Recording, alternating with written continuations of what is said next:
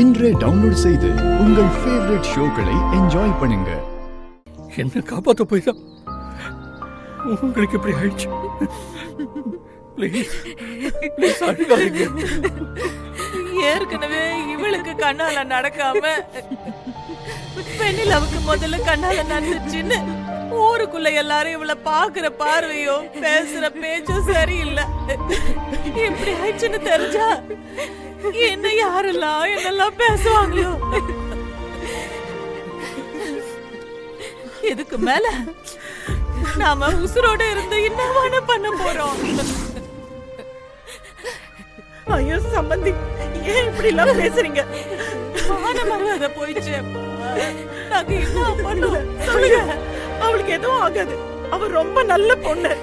அவ பண்ணிருக்கிற விஷயம் சாதாரண விஷயமா? என் பையன் உயிரையே காப்பாத்தி கொடுத்திருக்கா. இவளை நாங்க யாரும் அப்படி கைவிட்டுற மாட்டோம். நான் இருக்கேன், நான் பாத்துக்கிறேன். என்ன சம்பந்தி நீங்க பாத்துட்டீங்கன்னு கேக்குறேன். ஆறுதலா என்ன 4 வார்த்தை சொல்வீங்களா? அதுக்கு மேல உங்களால வேற என்ன பண்ண முடியும்? யாராலையாச்சும் இப்ப நான் அசிங்கத்தை மாத்த முடியுமா? வான்மதி, உங்க பெரியமா ஏதோ விரக்தியில பேசுறாங்கம்மா. நீ விவரம் தெரிஞ்ச பொண்ணு தானடா. இதுக்கெல்லாம் நீ மனசை விட்டுற கூடாது. உனக்கு ஒண்ணும் இல்லடா, ஒண்ணும் இல்ல. நீ வா.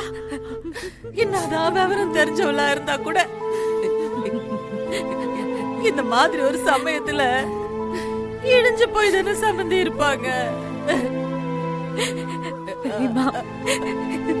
வேண்டாம், என் நிலைமை யாருக்கும் வரக்கூடாது. ஒரு பேச்சுக்கு கூட அப்படி சொல்லாத. எனக்கு இப்படி எல்லாம் நடக்கணும்னு விதி. நான் வாழவே தகுதி இல்லாதவ பெரியம்மா. வான்மதி, அப்படி சொல்லாதம்மா. வான்மதி, ப்ளீஸ் அப்படியெல்லாம் சொல்லாதீங்க. நீங்க ரொம்ப நல்லவங்க. உங்களுக்கு இப்படி ஆனது காரணம் நான் தான். என்ன மன்னிச்சிருக்கு. பாருங்க, இப்ப எதுவா இருந்தாலும் வீட்டுக்கு போய் பேசிக்கலாம். வாங்க. ப்ளீஸ் கௌதம், என்னால முடியல. இவ்வளவு அசிங்கத்துக்கு அப்புறம் எப்படி என்னால அந்த வீட்டுக்கு வர முடியும்? என்ன மன்னிச்சிடுங்க. நானு நீ சொல்றது தாண்டி சரி. இதுக்கப்புறம் நம்ம வீட்டுக்கு போக கூடாதுடி. இந்த அசிங்கத்தை போக்குறதுக்கு ஒரே ஒரு வழிதான் இருக்குது.